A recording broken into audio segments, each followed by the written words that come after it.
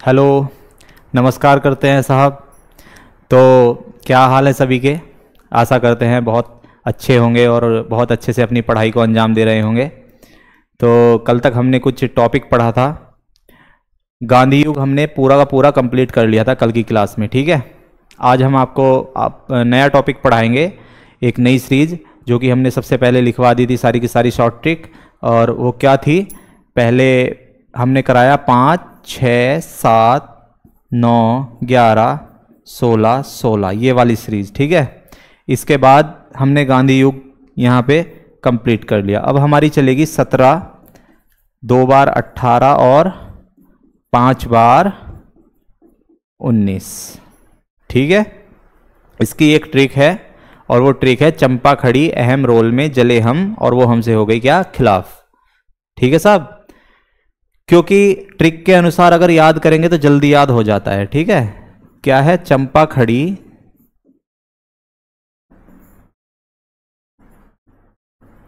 अहम रोल में जले हम, और वो हम से हो गई क्या? खिलाफ। चंपा से बनेगा चंपारण आंदोलन, खड़ी से बनेगा खेड़ा सत्याग्रह, अहम से बनेगा अहमदाबाद मिल आंदोलन, रोल से बनेगा रोल एक्ट, जले से बनेगा जलियांवाला बाग हत्याकांड, है से बनेगा हंटर कमेटी, मैं से बनेगा मॉन्टेग्यू चेम्सफोर्ड, और खिलाफ से बनेगा खिलाफत आंदोलन। तो ये सीरीज हमारी अब चलनी है, स्टार्ट होनी है आज की क्लास में, ठीक है। तो आइए स्टार्ट करते हैं यहीं से। चलिए,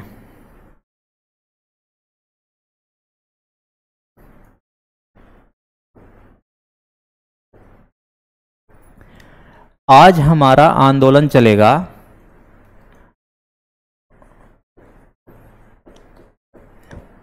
चंपारण आंदोलन। चंपारण आंदोलन कब स्टार्ट हुआ था? 1917 में, ठीक है। 1917 में चंपारण आंदोलन स्टार्ट हुआ, जो कि गांधी जी का पहला आंदोलन था, ठीक है। और भारत का पहला किसान आंदोलन भी यही था। इसके बारे में लिखेंगे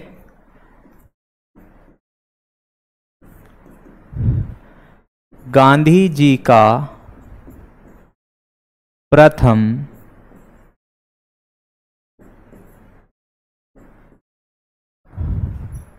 आंदोलन।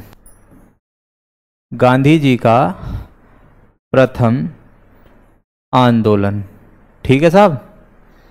दूसरी बात, दूसरा पॉइंट, पहला किसान आंदोलन। पहला किसान आंदोलन भी कौन सा था? चंपारण आंदोलन। आइए बात करते हैं चंपारण आंदोलन था क्या, ठीक है। चंपारण एक स्थान है, और ये स्थान जो है वो पड़ता है कहां? बिहार में। यह स्थान बिहार में पड़ता है, ठीक है जी। कौन सा स्थान? चंपारण। और यहाँ के जो किसान थे उनसे एक खेती कराई जाती थी। कौन सी खेती? नील की खेती, ठीक है। कौन सी खेती कराई जाती थी?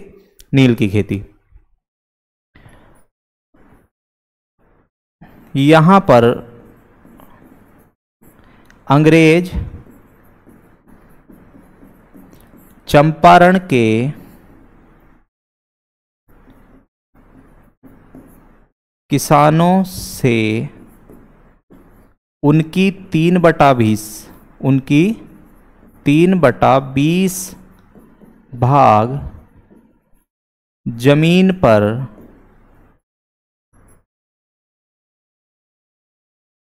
नील की खेती कराते थे, ठीक है जी। नील की खेती उगाने के आदेश देते थे अंग्रेज लोग। किसको? चंपारण के किसानों को, ठीक है साहब। कितनी भाग जमीन पर? 3/20 भाग जमीन पर। और इस खेती को वह अपने मन मुताबिक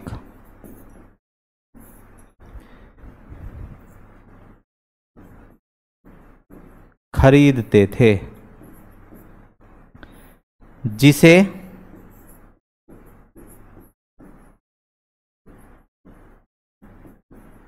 तीन काठिया पद्धति के नाम से जाना जाता था। किस पद्धति के नाम से? तीन काठिया पद्धति। आइए इसको समझते हैं, ये था क्या। ठीक है, अंग्रेजों ने यहाँ के किसानों को कहा कि भाई तुम अपनी 3/20 भाग पर नील की खेती करो, ठीक है, और उस खेती को हम अपने मन मुताबिक खरीदेंगे, ठीक है, उसमें तुम्हारी कोई मर्जी नहीं चलेगी, हमारी मर्जी चलेगी कि हम उसको किस दाम पर खरीद सकते हैं। और नील की खेती होती क्या थी? एक पौधा होता था, उस पर एक नीला फूल आता था, एक नीला फूल उगता था और उस फूल को सुखाकर उसका कलर बनाया जाता था और वो सूती वस्त्रों को रंगने के कार्य में आता था और भी उसके अनेक अनेक कार्य थे। ठीक है, ये था हमारा नील की खेती का जो इनका अंग्रेजों का एक जबरदस्ती सौंपा गया एक भार था किसानों पर। यहां पर आंदोलन स्टार्ट हुआ। इससे पहले अच्छा एक बात जरूर ध्यान रख लें, चंपारण से पहले भी एक नील आंदोलन हो चुका था। कब? यहां लिख लेते हैं, इससे पहले नील आंदोलन हो चुका था, लेकिन वो जो एक छोटे पैमाने पर था। ठीक है, कहां हो चुका था? बंगाल में। कब? 1859 में। गांधी जी के जन्म के 10 साल पहले भी एक नील आंदोलन हो चुका था। ये तो गांधी जी का पहला आंदोलन था, चंपारण आंदोलन, नील आंदोलन, लेकिन गांधी जी के जन्म से पहले भी एक नील आंदोलन हो चुका था जो कि बंगाल में हुआ था और 1859 में हो चुका था, गांधी जी के जन्म के 10 साल पहले। उसमें कोई ऐसा विशेष रिजल्ट नहीं निकला, लेकिन गांधी जी ने ये आंदोलन, इसकी बागडोर थामी किसकी? चंपारण आंदोलन की। ठीक है, अब बात यह आती है कि जी चंपारण आंदोलन हुआ तो उसमें मुख्य बात उसकी क्या थी? तो भाई साहब मुख्य बात इसकी ये थी कि अंग्रेज थे चंपारण के किसानों पर एक जबरदस्ती का भार सौंप रहे थे, एक भार डाल रहे थे। कौन सा? कि उनको अपनी 3/20 भाग पर, यानी कि अगर किसी के पास 20 बीघा जमीन है, कितनी? 20 बीघा, तो उसमें से 3 बीघा पर, किसमें से? 20 में से 3 बीघा पर, 17 बीघा में वो कुछ भी करे, लेकिन 3 बीघा में उसको नील की खेती करनी अनिवार्य ही थी। ये थी हमारी 3 काठिया पद्धति, और इसको समाप्त किसने कराया? गांधी जी ने। ठीक है, इसी को बोला गया 3 काठिया पद्धति। बात करते हैं, आंदोलन स्टार्ट किया।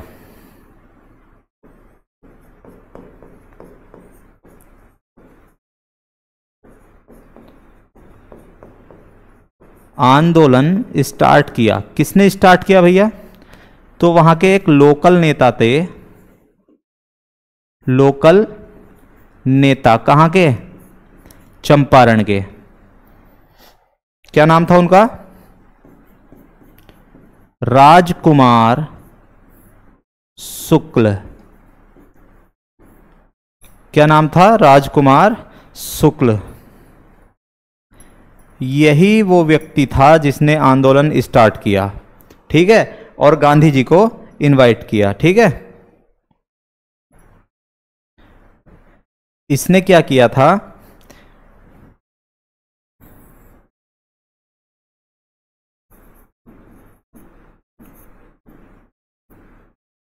इन्होंने ही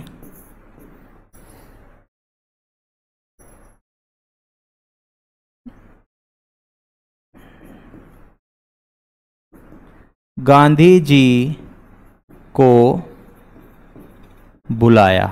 ठीक है, इन्होंने ही गांधी जी को बुलाया था और इस प्रकार गांधी जी का पहला आंदोलन बन गया चंपारण आंदोलन। गांधी जी इसके मुख्य नेता बन गए।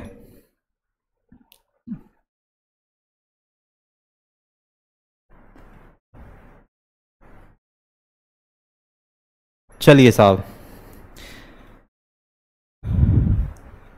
अब बात करते हैं अन्य नेता।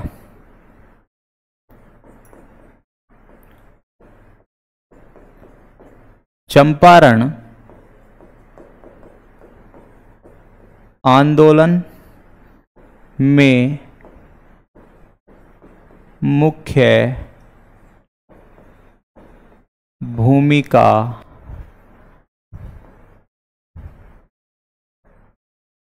निभाने वाले अन्य नेता। एक तो मुख्य नेता हो गए इसके गांधी जी, ठीक है, मुख्य नेता हो गए गांधी जी, और एक राजकुमार शुक्ल जो वहां के लोकल नेता हैं। इसके अलावा कौन थे? एक तो महादेव देसाई, महादेव देसाई, रविंद्र नाथ टैगोर। तीसरे नंबर पर आते हैं डॉक्टर राजेंद्र प्रसाद, और चौथे नंबर पर आते हैं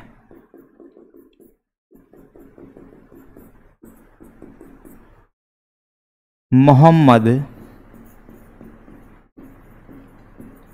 अली जिन्ना। ठीक है, चौथे नंबर पर कौन आते हैं? मोहम्मद अली जिन्ना, जो कि मेन भूमिका निभाने में इसमें शामिल थे। अब बात आती है इसके लिए बनाई गई एक कमेटी की।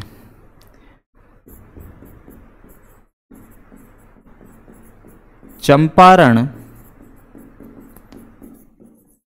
आंदोलन की जांच के लिए बनाई गई कमेटी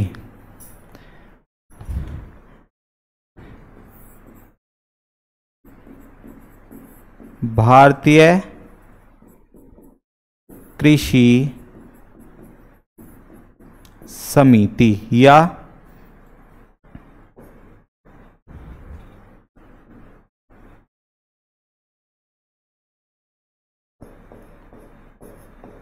इंडियन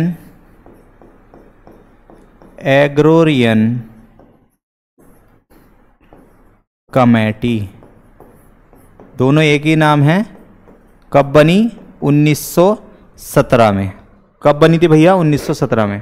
ठीक है, आपको पता चल रहा है एक आंदोलन हुआ, चंपारण आंदोलन, उसमें अंग्रेजों की एक गलत मांग थी 3/20 भाग पर नील की खेती करने की, ठीक है, जो कि किसानों पर थोपी गई थी, और उसके ही विरोध में एक आंदोलन स्टार्ट हुआ, चंपारण आंदोलन, जिसके मुख्य नेता जो वहां के लोकल नेता थे वो कौन थे?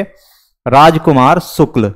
और उन्होंने इनवाइट किया, उन्होंने बुलाया किसको? गांधी जी को, और गांधी जी मुख्य नेता बन गए। ठीक है, और गांधी जी ने वहां पर आंदोलन स्टार्ट किया। वहां पर अन्य नेता कौन कौन थे जिन्होंने चंपारण आंदोलन में साथ दिया? डॉक्टर राजेंद्र प्रसाद, मोहम्मद अली जिन्ना, रविंद्रनाथ टैगोर और महादेव देसाई।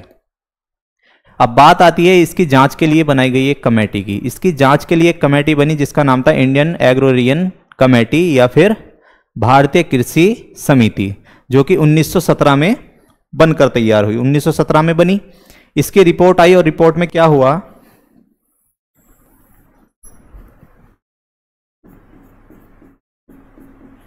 इसकी आई रिपोर्ट, और रिपोर्ट में क्या हुआ? पहली बात,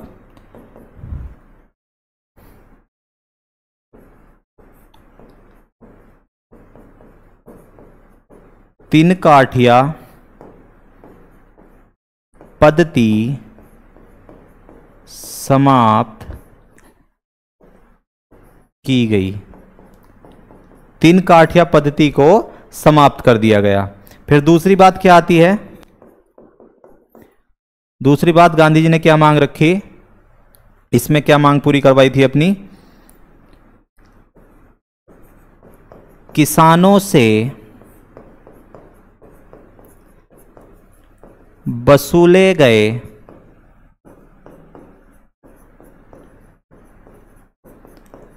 अवैध,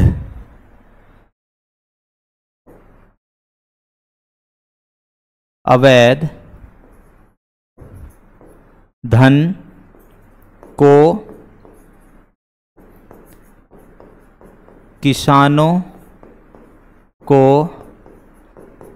वापिस किया जाए।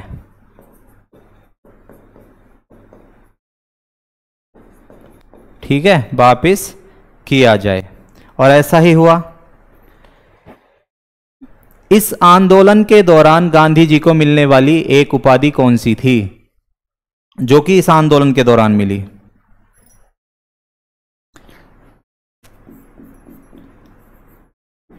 इस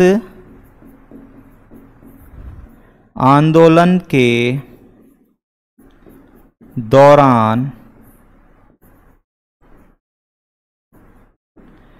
गांधी जी को मिलने वाली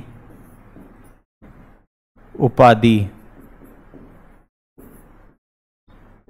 कौन सी थी भैया? महात्मा। ठीक है, कौन सी उपाधि थी? महात्मा। किसने दी थी? तो ये दी थी रविंद्र नाथ टैगोर। उस दिन याद करवा रहा था ना मैं। देखो, आपने रविंद्रनाथ टैगोर का फोटो देखा होगा, अगर नेट पे नहीं देखा है तो दोबारा देख लेना। रविंद्रनाथ टैगोर दाढ़ी में रहते थे तो वो महात्मा के तरह लगते थे। ठीक है, किसकी तरह लगते थे? महात्मा के। और जो जैसा दिखता है वैसी उपाधि दे सकता है। ठीक है, तो महात्मा गांधी को महात्मा की उपाधि रविंद्रनाथ टैगोर ने दी, क्योंकि वो खुद महात्मा जैसे दिखते थे। इसको ऐसे करके याद कर सकते हैं हम। फिर यहां पर डॉक्टर राजेंद्र प्रसाद को देश रत्न की उपाधि,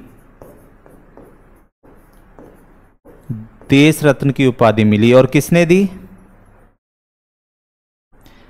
महिलाओं के कहने पर, वहां की महिलाओं के कहने पर गांधी जी ने। किसने दी थी? महिलाओं के कहने पर गांधी जी ने इनको, डॉक्टर राजेंद्र प्रसाद को किसकी उपाधि दी थी भैया? देश रत्न की ये उपाधि दी थी। चलिए,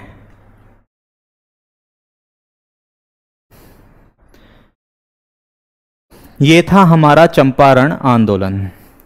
अगर समझ में ना आया हो तो नीचे कमेंट में बता सकते हैं। ठीक है, मैं और दूसरे तरीके से इसको समझाने की कोशिश करूंगा। बहरहाल आपने समझ लिया होगा चंपारण को बहुत अच्छे से। गांधी जी का पहला आंदोलन था, किसानों का पहला आंदोलन था। इसको किसानों का भी पहला आंदोलन बोला जाता है। अब जो आगे आंदोलन आएगा वो होगा खेड़ा सत्याग्रह, जो कि किसानों का वास्तविक आंदोलन माना जाता है। इसका कारण क्या है, आइए देखते हैं। आंदोलन चलेगा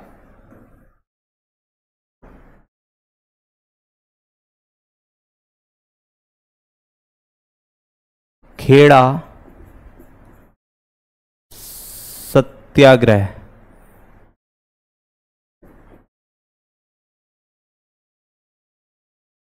खेड़ा सत्याग्रह आंदोलन 1918।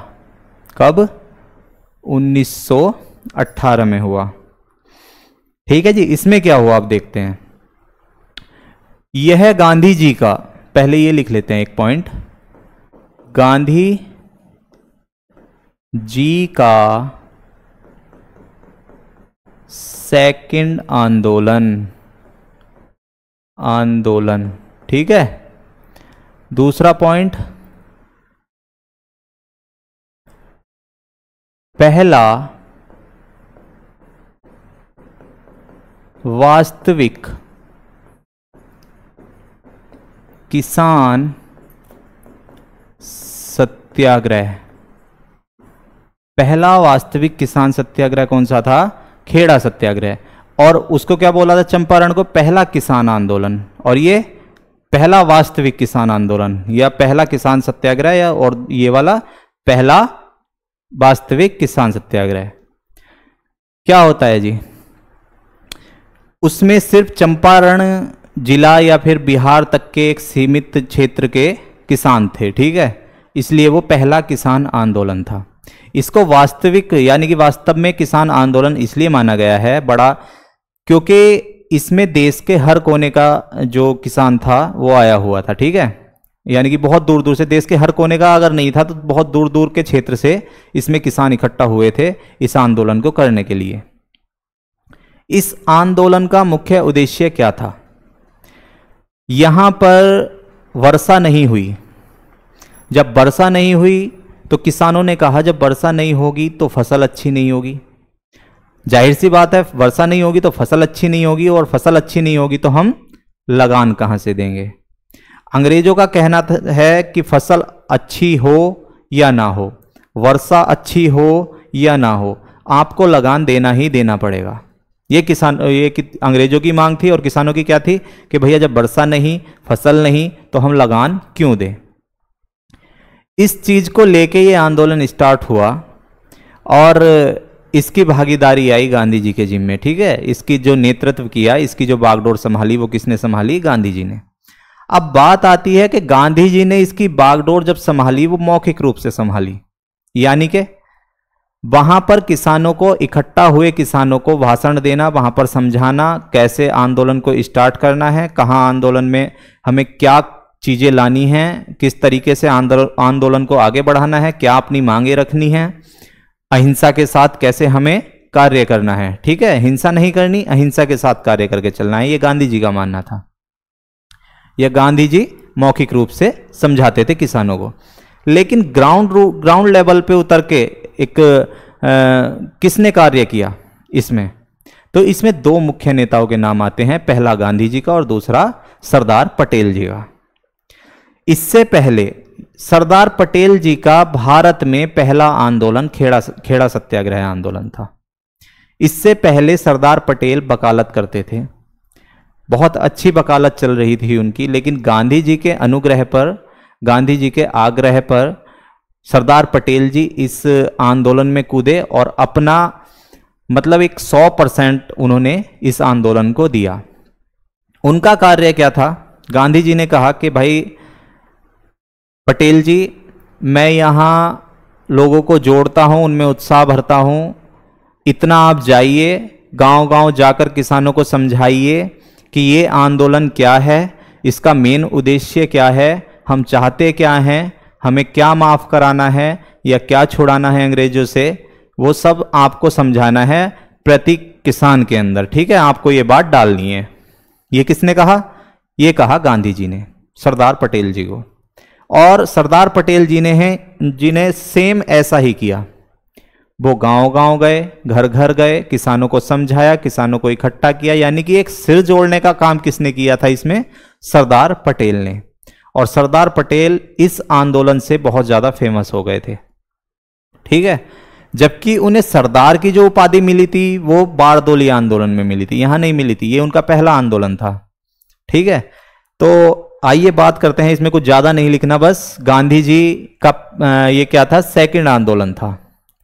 और पहला वास्तविक किसान सत्याग्रह या आंदोलन कौन सा था? खेड़ा सत्याग्रह। इसका मुख्य उद्देश्य क्या था?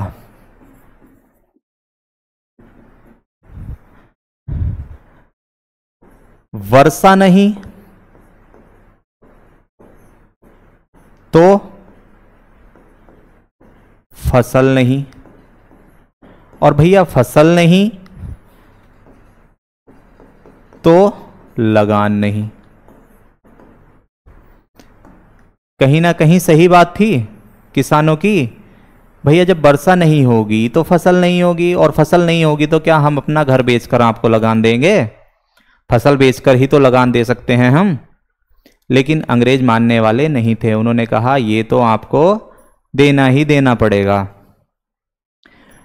इस बिना पर आंदोलन स्टार्ट हुआ और आंदोलन के मुख्य नेता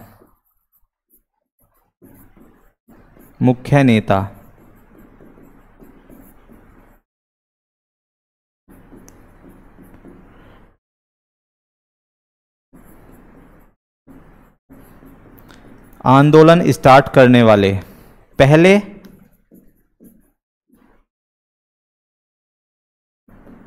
गांधी जी और दूसरे प्लस सरदार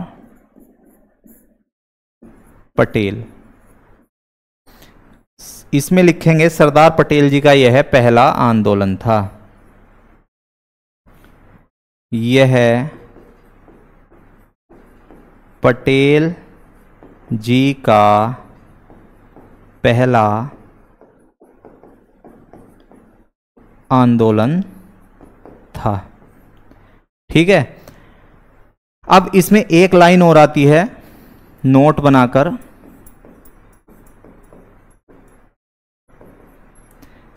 सबसे पहले, भाई अंग्रेजों से सब डरते थे, ठीक है, कोई से भी जमींदार थे, सारे के सारे जितने भी जमींदार होते थे सब डरते थे। तो अंग्रेजों को ना कहने वाला कोई ऐसा व्यक्ति नहीं था कि हम लगान नहीं देंगे। लेकिन आंदोलन स्टार्ट हुआ और सबसे पहले एक कुनबी पाटीदारी के लोग या जमींदार थे जिन्होंने सबसे पहले अंग्रेजों को नकारा था कि हम लगान नहीं देंगे। और ये क्वेश्चन पूछ लेता है, ठीक है, सबसे पहले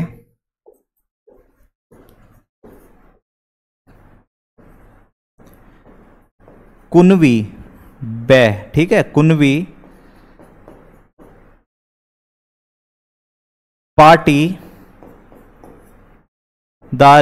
पाटीदारी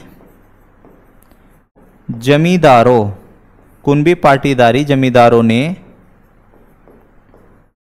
लगान देने से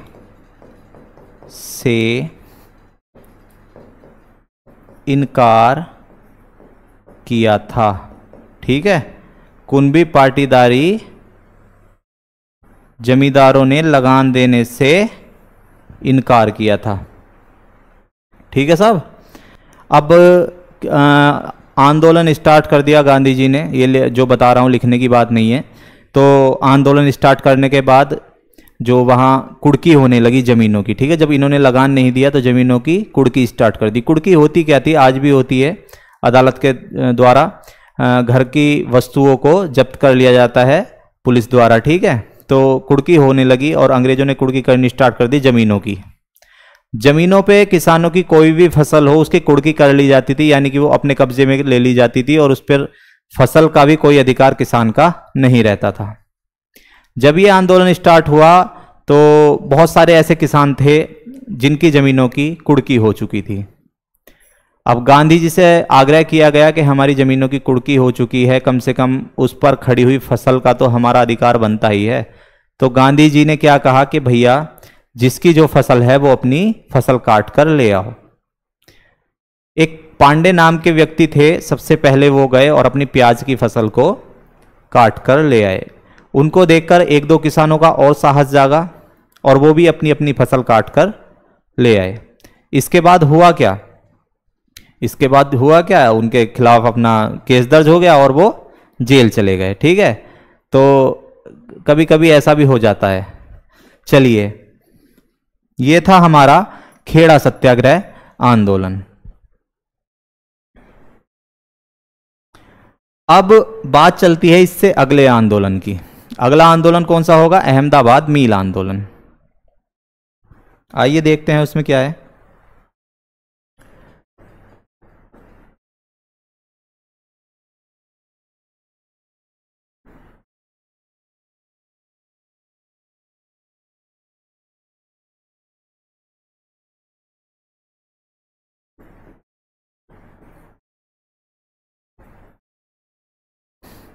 कब हुआ अहमदाबाद मील आंदोलन,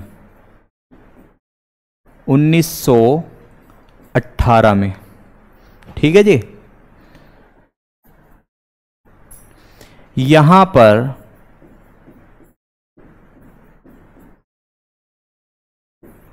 सूती वस्त्रों का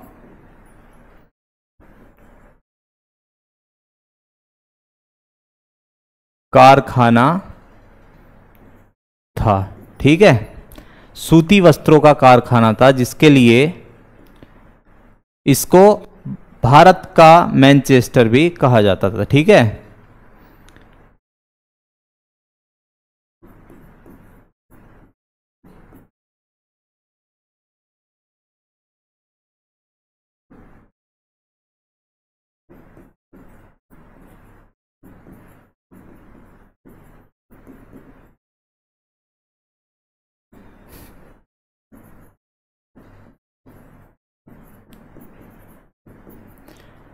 चलिए अब समझते हैं अहमदाबाद मिल आंदोलन एक आंदोलन के रूप में क्यों जाना गया। अहमदाबाद में एक बहुत बड़ी मिल थी, एक सूती वस्त्र का कारखाना होता था अहमदाबाद में। ठीक है, और इसीलिए इसको मैनचेस्टर भी कहा जाता था। अब बात आती है उस टाइम की 1918 की। 1918 के समथिंग एक बहुत बड़ी महामारी चली थी जिसका नाम था प्लेग। माना जाता है प्लेग में इतने व्यक्ति मरे थे कि आपके कोरोना में उसके कुछ भी नहीं मरे। ठीक है, प्लेग में इतने व्यक्तियों की मृत्यु हुई थी। प्लेग चला था उस टाइम पे चूहों से। चूहे और पिस्सू नाम से एक वो आता है, उससे प्लेग की उत्पत्ति मानी जाती थी कि प्लेग उससे फैल रहा है।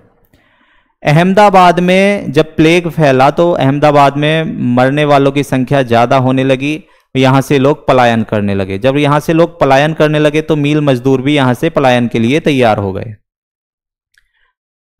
जो मील मालिक थे उन्होंने मील मजदूरों को रोकने के लिए एक लालच दिया, और लालच क्या था कि मालिकों ने कहा कि मील मजदूरों को उनकी सैलरी जो कि उनका वेतन है उसका 25% बोनस मिलेगा। अगर वह रुकते हैं हमारी संकट की घड़ी में तो उनको उनके वेतन का 25% बोनस दिया जाएगा, ये कहा मील मालिकों ने। इतना सुनकर मजदूर वहां से पलायन करने से रुक गए और मील को अच्छे से चलाया। कोरोना जैसे खत्म हुआ ऐसे ही प्लेग खत्म हुआ, और प्लेग की समाप्ति होने पर मील मालिकों ने उनका बोनस खत्म कर दिया। ठीक है, किनका? मील मजदूरों का। कहा कि भैया अब ये महामारी निकल चुकी है और अब हम बोनस भी खत्म करते हैं। बोनस खत्म होते ही एक आंदोलन स्टार्ट हुआ, वो आंदोलन था अहमदाबाद मील आंदोलन।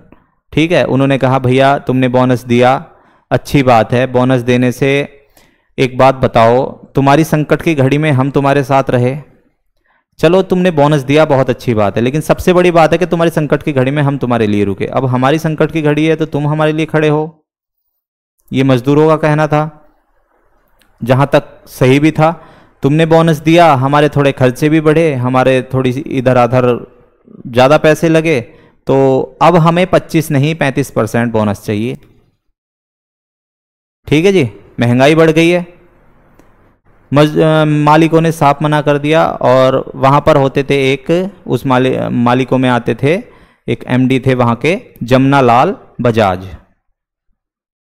यहाँ पर गांधी जी को बुलाया गया, गांधी जी ने आंदोलन स्टार्ट कर दिया, और गांधी जी ने सबसे पहले, इससे पहले कहीं भी भूख हड़ताल नहीं रखी थी, गांधी जी ने सबसे पहले यहाँ पर अहमदाबाद मील आंदोलन में 21 दिन की भूख हड़ताल रखी और अपनी बात को मनवाया। यहाँ पर जमनालाल बजाज और गांधी जी के बीच एक संधि हुई, और उस संधि में जमनालाल बजाज को गांधी जी ने मनाया, जैसे भी किया, जो भी किया, बहरहाल जमनालाल बजाज 25% की जगह 35% बोनस देने के लिए तैयार हो गया।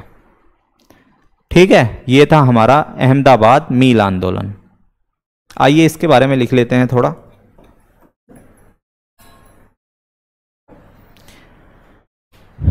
ठीक है, यहां पर एक बीमारी फैली जिसका नाम था प्लेग। क्या नाम था भैया? प्लेग। और प्लेग दो चीजों से फैल रही थी, चूहों से और पिस्सू से। चूहों और पिस्सू से, ज्यादातर चूहों से फैल रहा था। ठीक है, क्या? प्लेग। तो यहाँ पर, यानी कहाँ? अहमदाबाद में प्लेग से मरने वालों की संख्या बढ़ते देख, मरने वालों की संख्या बढ़ते देख यहाँ से लोगों ने पलायन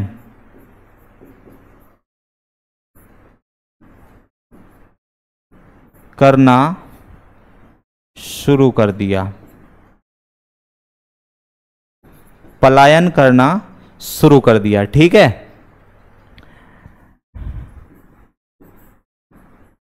मील मजदूर भी पलायन करने लगे।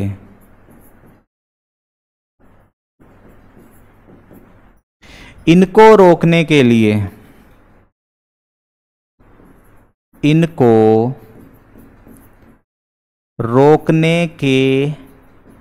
लिए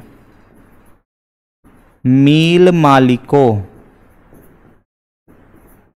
ने इन्हें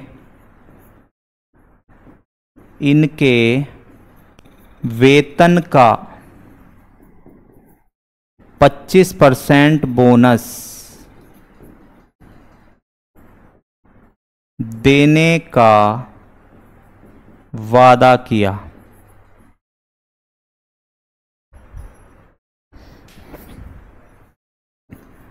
और ये रुक गए। ठीक है। और ये रुक गए। इसके खत्म होते ही, किसके? प्लेग के। ठीक है। प्लेग के खत्म होते ही बोनस भी खत्म कर दिया गया।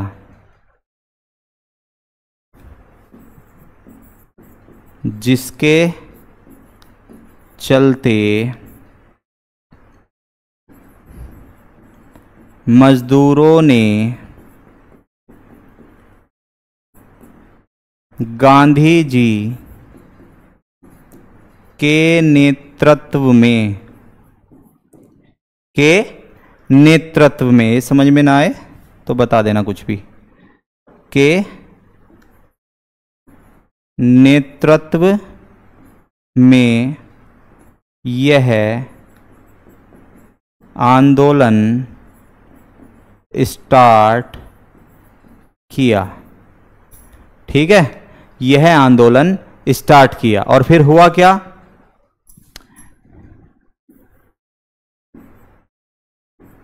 इसमें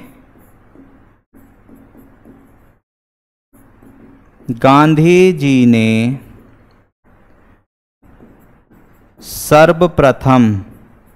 सबसे पहले 21 दिन की भूख हड़ताल रखी थी।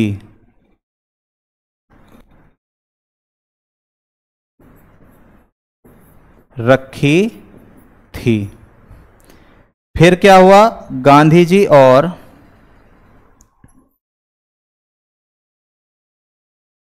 इसके बाद क्या हुआ? गांधी जी के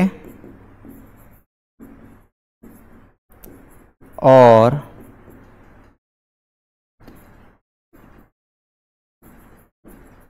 जमुना लाल बजाज के मध्य एक संधि हुई।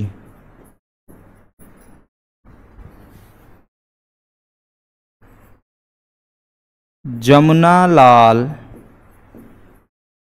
बजाज ने यहाँ 25%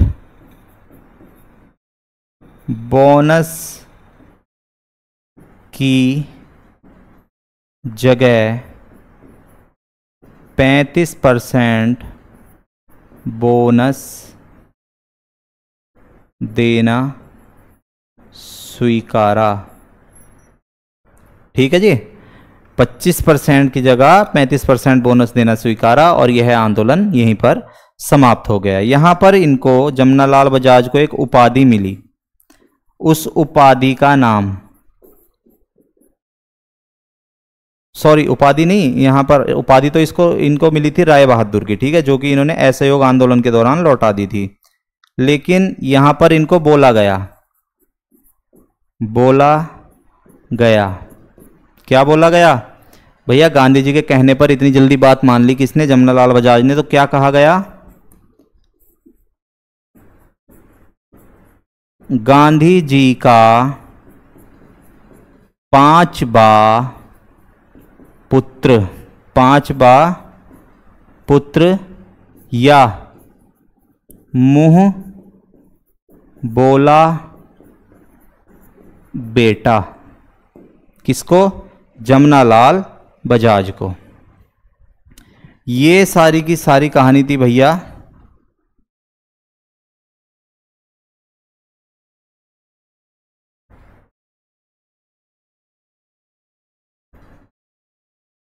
अहमदाबाद मिल आंदोलन की।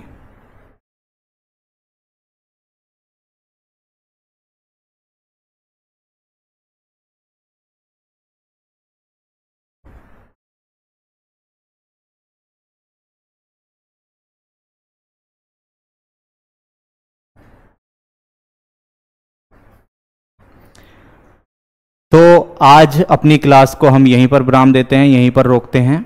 कल इससे आगे के आंदोलन पढ़ेंगे, जैसे कि रोलैक्ट एक्ट। रोलैक्ट एक्ट में क्या हुआ था? तो रोलैक्ट एक्ट एक ऐसा काला कानून था, सिडनी रोलैक्ट इसको लेकर आए थे। जैसे कि क्रांतिकारियों का आप क्रांतिकारी क्या, एक क्रांतिकारी अराजकता अधिनियम इसको बोला जाता था, 1919 में आया। और जैसे कि आपने देखा गांधी जी की बात यहाँ पर ज़्यादा मानी जा रही थी, तो गांधी जी के पीछे भीड़ इकट्ठी हो गई थी और जहाँ कहीं भी जाते थे आंदोलन करने स्टार्ट कर देते थे या धरना देना स्टार्ट कर देते थे। इस चीज़ को रोकने, या क्रांतिकारी गतिविधियाँ भी बहुत सारी बढ़ रही थी उस टाइम पे अंग्रेजों के खिलाफ भारतीयों की, तो उनको दबाने के लिए एक एक्ट लाया गया जिसको बोला गया क्रांतिकारी अराजकता अधिनियम 1919, और उसको नाम दिया गया रोलैक्ट एक्ट 1919। सिडनी रोलैक्ट इसको लेकर आए और सिडनी रोलैक्ट ने क्या कहा कि भैया इस कानून के तहत, सिडनी रोलैक्ट को बोला गया क्रांतिकारियों का दमन करना है, उसके लिए तुम क्या करोगे? तो सिडनी रोलैक्ट ने कहा इस कानून के तहत मैं किसी को भी उठाऊं, कितनी भी सजा दूं या किसी भी जेल में रखूं, ना तो उसको कोई पूछने वाला होगा ना कोई बताने वाला होगा, कोई जवाबदेही नहीं होगी। और इसी को बोला गया बिना वकील, बिना अपील, बिना दलील वाला काला कानून। और इसके तहत 18 मार्च 1919 को ये प्रस्तुत हुआ और इसके तहत यानी कि संपूर्ण भारत में इसको लागू कर दिया गया। और 8 अप्रैल, एक 2 डेट इसमें आती हैं लेकिन जो किताब में देते हैं वो 8 अप्रैल है, नेट आपको 10 अप्रैल भी दिखाएगा। 8 अप्रैल 1919 को गांधी जी को गिरफ्तार कर लिया गया पलवल से। पलवल अब हरियाणा में पड़ता है, पहले पंजाब में पड़ता था, और इनको बंबई जेल में रखा गया। हालांकि एक दिन इनको रखा गया, फिर छोड़ दिया गया। इसके बाद 2 मुख्य नेता जो वहां के लोकल नेता थे, जो इसका सबसे ज्यादा विरोध कर रहे थे, इनको विरोध के रूप में पकड़ा गया। गांधी जी को विरोध कर रहे थे कि रोलैक्ट एक्ट अच्छा नहीं है, इसका विरोध करो, औरों को हर्षित कर रहे थे, मतलब उसके बारे में बता रहे थे और एकजुट कर रहे थे लोगों को। तो एक लोकल नेता कौन थे वहां के? एक सत्यपाल मलिक, एक सत्यपाल, डॉक्टर सत्यपाल, और एक सैफुद्दीन किचलू। इनको 9 अप्रैल 1919 को गिरफ्तार कर लिया गया। इन्हीं की रिहाई के, इतने अच्छे नेता थे, इन्हीं की रिहाई के लिए जलियांवाला बाग में लोग इकट्ठा हुए और अपना जलसा कर रहे थे, बता रहे, अपना एकजुट होके एक वो बना रहे थे कि इनको कैसे छुड़ाया जाए, इन दोनों क्रांतिकारी या नेताओं को कैसे छुड़ा सकते हैं। उसके लिए एक भीड़ इकट्ठा हुई और भीड़ इकट्ठा हुई 13 अप्रैल 1919 को। वहाँ पर क्या हुआ, जो आर डायर थे उन्होंने गोली चलाने के आदेश दिए और हंटर कमेटी की हंटर आयोग के अनुसार तो 379 लोग मारे गए और 1000 घायल हो गए। जबकि मदन मोहन मालवीय द्वारा गठित एक समिति, तहकीकात समिति द्वारा यह पता चलता है कि भैया तुम 379 लोग बता रहे हो जो कि जलियांवाला बाग हत्याकांड में मारे गए, लेकिन हमारी इस रिपोर्ट तो ये कहती है कि 250 लोग तो उस कुएं में से ही निकल गए थे, जो कुआं उस बाग के अंदर था और जिसमें लोगों ने कूदना स्टार्ट किया था। जो नीचे थे वो दबकर मर गए, जो ऊपर थे उनको गोलियों से मार दिया गया। फिर हुआ ये कि उस समिति की रिपोर्ट आई और उस समिति ने कहा लगभग 1000 या 1500 से प्लस 1000 प्लस लोग मारे जा चुके थे तहकीकात समिति की रिपोर्ट के अनुसार, और 2000 से 2500 लोग घायल हो गए थे। जबकि अंग्रेजों का जो हंटर आयोग था उसने कहा उसे तो सब अंग्रेज थे तो बरी करना था, ठीक है। किसको बरी करना था? आर डायर को।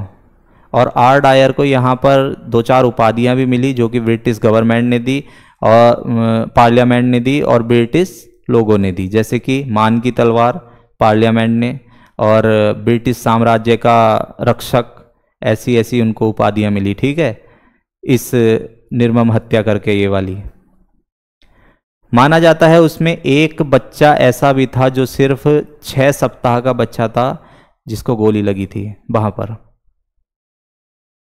इन चीज़ों को आगे पढ़ेंगे हम अपने टॉपिक में। तो आज की क्लास हम यहीं पर समाप्त करते हैं, मिलते हैं कल की क्लास में। धन्यवाद।